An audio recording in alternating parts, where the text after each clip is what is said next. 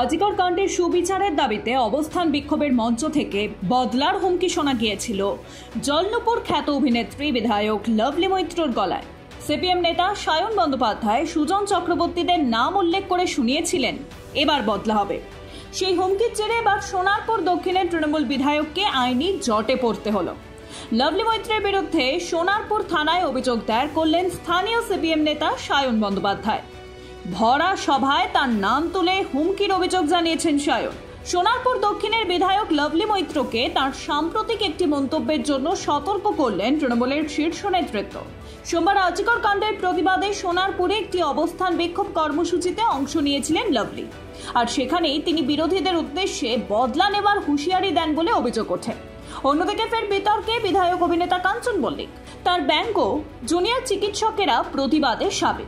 মাসের শেষে সরকারি বেতন, পুজোর আগে বোনাস হাত পেতে নেবেন তো?